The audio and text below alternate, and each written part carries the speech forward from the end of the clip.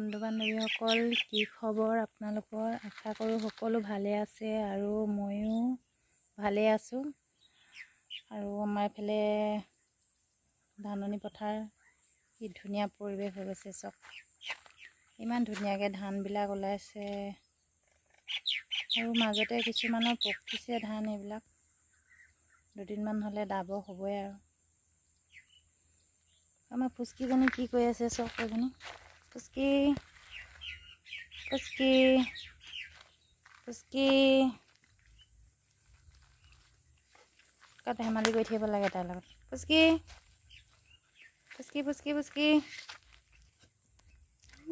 অকল গাত উঠিবলৈ লাগে জঁপিয়াই জঁপিয়াই। ফুচকি ধেমালি কৰিব লাগে, ধেমালি কৰিব লাগে, ধেমালি কৰিব লাগে, ধেমালি কৰিব লাগে। মোৰ অকণমানি শাকনি বাৰীখনৰ পৰা লফা শাক নিবলৈ। আৰু লফা শাক মই কেনেকৈ বনাই আছোঁ বোলক ভিডিঅ'টোত দেখাই আছোঁ। জুপি মই কৰা লফা শাক। মই এতিয়া লফা শাক কেনেকৈ বনাওঁ আপোনালোকক দেখাই আছোঁ। মই লফা শাককেইডাল ধুনীয়াকৈ ধুই মেলি কাটি লৈছোঁ। এইফালে মোক কেৰাহীখনৰ কথাটো আপোনালোকক আগৰ ভিডিঅ'ত কৈ আছোঁ, কেনেকুৱা মানে কি কাৰণে এনেকুৱা কেৰাহীখন। আৰু এইফালে মই এতিয়া তেল নিদিওঁ দেই। মই লফা শাকত অকণো তেল নিদিওঁ আৰু হালধি নিদিওঁ। আপোনালোকেনো কেনেকৈ বনায় মোক কমেণ্ট কৰি জনাব। এইফালে পানীখিনি উতলি আছে আৰু মই এইফালে গিলাচটো ধুনীয়াকৈ আদা আৰু ৰচুন খুন্দি লৈছোঁ।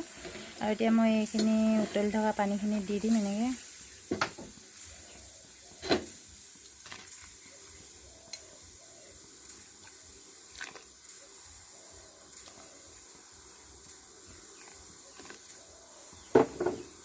মই কিন্তু লফা শাকত তেল নেমাৰোঁ দেই।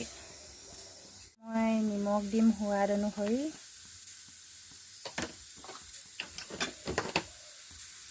পানীখিনি এতিয়া কি ধুনীয়াকৈ উতলি আছে দেখিছে নহয়। এতিয়া মই ইয়াত শাকখিনি কাটি থোৱা শাকখিনি দি দিম অলপ অলপকৈ।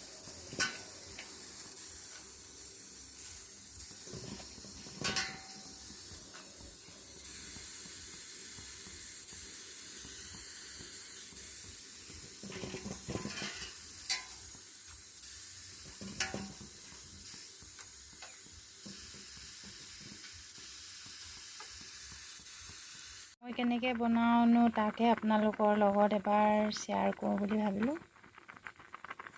এতিয়া মই বাৰীতে হোৱা ধনিয়া কেইডালমান শাক উতলি থকা শাকখিনি দি দিম। আৰু জানেই নহয় এনেকুৱা দিনত ধনিয়া কিমান মজা লাগে খাবলৈ, গোন্ধটোতে ভাল লাগে।